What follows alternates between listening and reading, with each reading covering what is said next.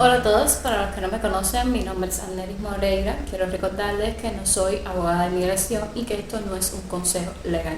El video de hoy voy a estarles hablando sobre el programa de paro de reunificación familiar, que sé que muchas personas que recibieron las invitaciones ya han sido confirmadas, y como es un programa nuevo hay muchas dudas al respecto.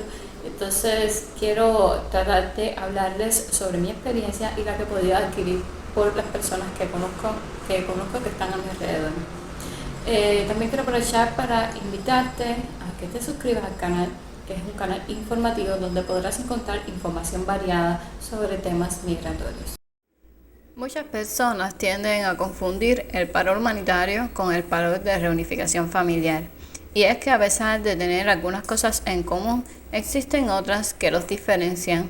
Como por ejemplo, en el paro de reunificación, el patrocinador no puede ser cualquier persona, sino un familiar directo que además haya presentado una petición familiar ante UCIS y ésta haya sido aprobada. En este grupo se excluyen a los familiares inmediatos de ciudadanos estadounidenses que siempre tienen una visa disponible. Otro aspecto que los diferencia y es que en este programa los beneficiarios deben realizarse un chequeo médico en uno de los hospitales autorizados antes de solicitar un permiso de viaje. Así que si te interesa este tema, te invito a que te quedes hasta el final del video.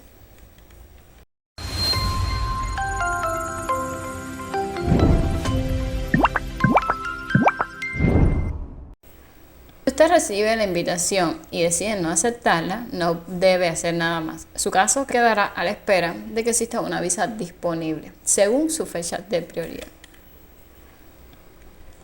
En el caso de que el peticionario reciba la invitación y decida participar en el programa, deberá completar y presentar un formulario I-134A en línea por separado para cada beneficiario que desee apoyar, incluidos hijos menores. Esto debe hacerlo desde su cuenta de UCIS. Recordemos que este formulario es el mismo usado para el paro humanitario, pero una vez que usted abre el formulario desde su cuenta, le aparecerán dos opciones. Usted debe elegir paro de reunificación familiar e ingresar su número de invitación que aparece en la primera página de la carta que recibió. Recuerde comenzar a llenar el formulario por el beneficiario principal y luego sus derivados. Reúna toda la evidencia que respalde su solicitud.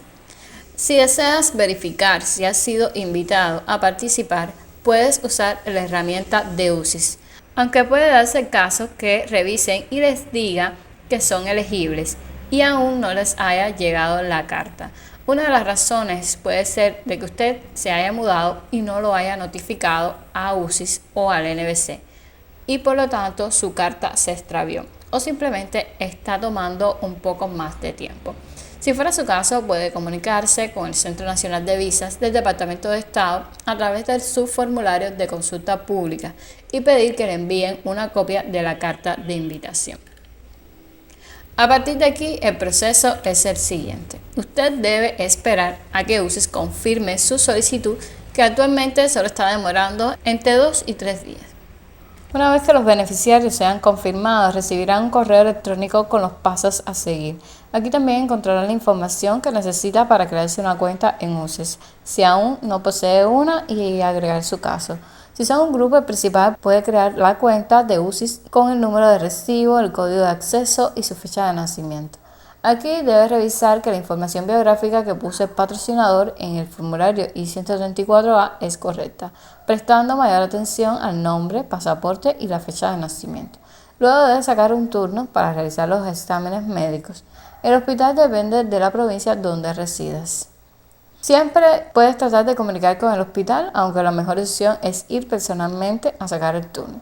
También puedes apoyarte en algún familiar que viva en la mano. El día del chequeo médico lleva la confirmación, tu documento de identificación, la tarjeta de vacunación desde que naciste.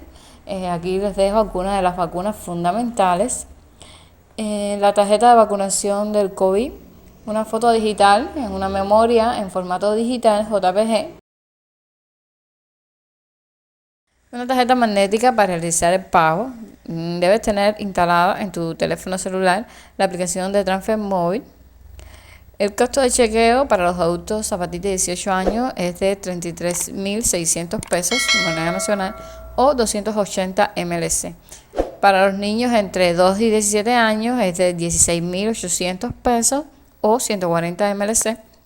Y los niños menores de 2 años no pagan. Para revisar los límites para los pagos por POS, puedes consultar tu transfer móvil.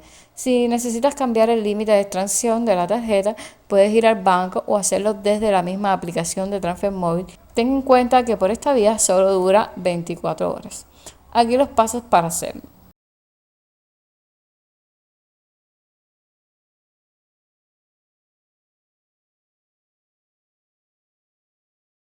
Si no te encuentras en Cuba, entonces debes buscar en la página de UCIS el país en donde se encuentra y ahí le va a salir las clínicas a las que puede ir. Trate de buscarla para que más cerca le quede y agende una cita. Después de hacerse el chequeo médico, esta información debe ser revisada por el DHS. De ahí te mandarán un mensaje a tu cuenta de UCIS para que puedas continuar con el próximo paso. Mínimo deben esperar entre 7 o 10 días para hacer las atestaciones en la cuenta del beneficiario. Luego acceder a la aplicación CBP One, donde debes crearte una cuenta y seguir los pasos para solicitar el permiso de viaje. Este caso sí es igual que para el humanitario. Si tienes alguna duda puedes ver este video, por aquí arriba te voy a estar dejando el enlace. A su llegada a los Estados Unidos, el beneficiario será inspeccionado en el puerto de entrada y es donde recibirá el paro por hasta 3 años. Espero que esta información te haya sido de utilidad. Si fue así, no olvides regalarme un like, dejarme un comentario y no olvides compartir este video para que más personas se beneficien. Hasta la próxima.